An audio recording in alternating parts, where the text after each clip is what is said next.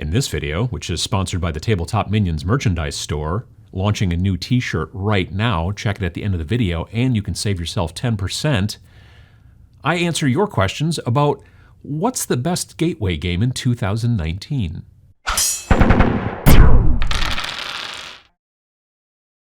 So I had an episode of the Every Other Sunday show, which is a live show I do on YouTube every other Sunday morning. And a couple episodes ago, I basically asked people to give me topic ideas and answer questions and things like that, or ask me questions so that I could hopefully answer them. And one of the questions that I was asked recently was about gateway games. Now, I've talked about gateway games for a long time, and gateway games, I think, are really super important to the hobby. A gateway game, for those of you who haven't watched any of those previous videos, is a game that kind of brings you from, say, like board gaming into miniature gaming. It gets board gamers interested in the concepts and ideas that make up miniature wargaming, or maybe brings them from RPGs or from wherever. There's a lot of different types of gateway games. I've done tons of videos about them, but this question was like, okay, so what's the current state of gateway games?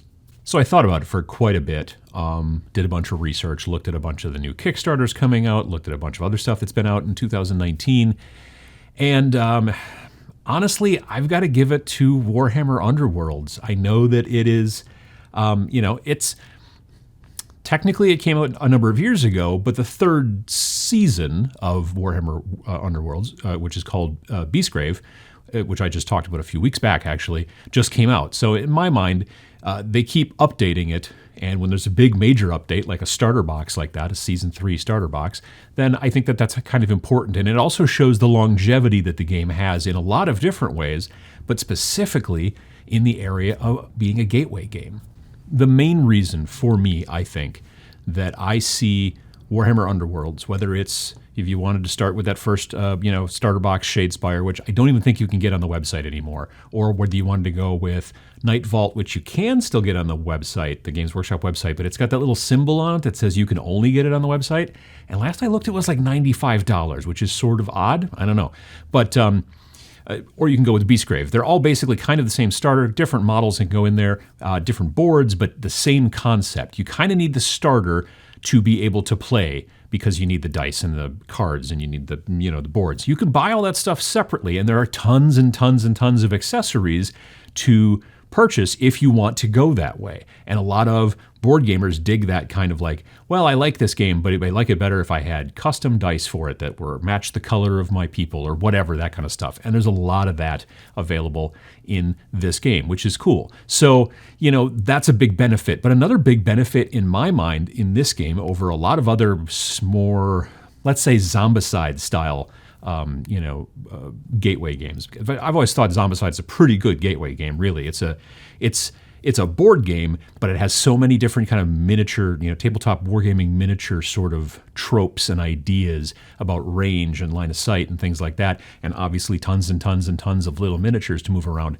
And honestly, I think that as a gateway game, that's kind of a negative. When there are too many miniatures, I think it can be really daunting, because you look at it and you're like, number one, that's a lot of plastic. And number two, you're like, if I was ever going to try to paint that, that's just too many models.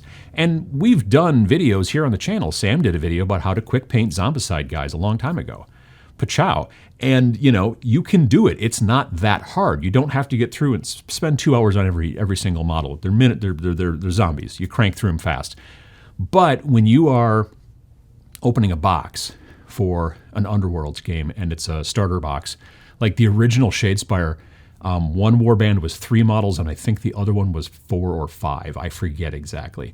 But that's a really manageable, understandable kind of concept for your average player. If you want to get into a game as a gateway game, and you're like, I'm trying to maybe think about moving into miniatures, being able to just push fit together 3 or 4 or 5, maybe up to 7 or 8 models, and then they're in colored plastic, so I can play them and differentiate them pretty well from my opponent, as I'm doing that. But, I might think about painting them, because there's not that many of them to paint. It's not as much of a daunting kind of prospect. The other thing that I think makes Underworld's a very interesting gateway game for new players who are interested in getting into wargaming.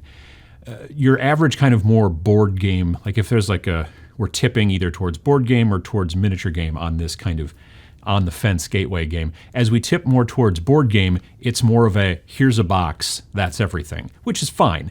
But in miniatures, we kind of don't do that. It's you buy this box and then you buy this box and you buy this book and you buy that. And getting used to that, if you're going to be going down that road, is kind of important. If you're going to add on to a more board game style gateway game, something, let's say Zombicide, there's been plenty of add-ons and additions, but they're all, again, kind of large and sort of expensive. In Underworlds, if you buy your starter box, you've got 2 forces in there right away. So you can decide that you're going to paint both of them, and then you can allow a friend to use the other one. Or you can decide, I really only like these guys, and these guys are, okay, maybe I'll paint them someday, but it gives you a choice. Or you can say, well, I'm going to do both, and now I have the ability to switch back and forth, and it's like I started with 2 forces instead of 1. And then as you want to add, the warband boxes are like $30, and it gives you an entire new warband. So it's a relatively low number of hours to maybe put them together. At the very least, it takes almost no time. But to sit down and paint them, it doesn't take a lot of time. And then it's also relatively inexpensive, and you can add on and change things. And there's a lot of different warbands to pick from and a lot of different play styles to pick from. And the really cool, interesting thing about that from a gateway aspect is it really teaches you about how in normal tabletop wargaming, the armies can very frequently be very different from each other. There's also a lot of things in Underworlds that really kind of ties in quite well, I think, still with board gaming, even though it does seem more like a wargaming miniatures style game. You've got hexes, so I don't have to bring out the tape measure like you do in many tabletop war games. You've got cards. And combos and things like that, which also draws in folks from the collectible card game areas and that kind of stuff. Again, small model count. The boards are included. It's got that nice sort of, again, tipping point where in board gaming, you bring out the box and you say, here we go, we are all going to play this game. And this game kind of becomes everybody's stuff. Like, oh, I'm going to go reach over here. I'm going to do this. I'm going to grab that. These are, and everything. It's all communal and all goes back in the same box, and then you throw it on the shelf. The difference between that and tabletop wargaming is frequently this is my stuff, and I brought it to the table, and now we're going to play on this. Maybe I'm using, in Warhammer Underworlds, you put down the board you want to put down, and your opponent puts down the board they want to put down, and then you kind of work it that way. So it's teaching you this kind of more. These are my things and those are your things. And that separation is sort of important in wargaming. Doing that makes a lot more sense. And doing it with the warbands, again, makes a lot more sense. It's another important thing to learn as you start to get closer and closer towards moving into wargaming. The other great thing about Underworlds is that if you decide to pull the trigger and say, yep, I'm interested in building an army and getting into larger scale games, well, if you've already got a whole bunch of warbands or even a few for Underworlds, they can go directly into Age of Sigmar. So if you already like the concept of the chaos and the Stormcast and all the different types of factions and things like that, there are already war scrolls for all of those. So you can take them and put them directly into the army that you decide to build. So if you say, I love these Skaven dudes, they're really super cool. I want more rats. Cool, great. Start building more rats, buying some boxes, buying a book, battle tome, whatever. Just download the war scrolls. And then you can grab these guys that you've already worked on and say, boom, they're already another unit that goes directly into my army. There's very few games that have that kind of transfer. And I think that that's a really smart thing from Games Workshop's point of view.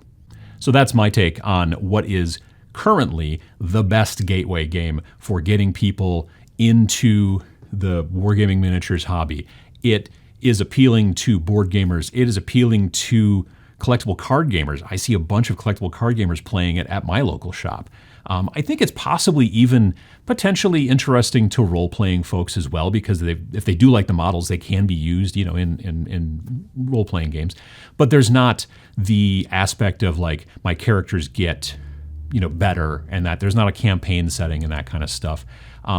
If you're a board gamer who really likes the competitive scene, you're into Settlers of Catan tournaments or Carcassonne or something like that, you've got that aspect available to you as well. This game was built to be competitive, and one of the benefits to that is that means the rules are written very clearly so that there are not arguments at tournaments. So that's really helpful, I think, for having a game that you are trying to teach. If a game's rules are a little mushy, it's very difficult for new players to get the hang of. When games rules are very, very specific, it's, I think, a lot easier. So there's your answer. I think that Warhammer Underworlds is probably right now in 2019 the best gateway game out there to get players from the other genres and potentially even people who aren't even playing, getting them into at least heading towards wargaming and playing with some miniatures and putting them together and understanding concepts and things like that, range and line of sight and close combat and all that kind of stuff.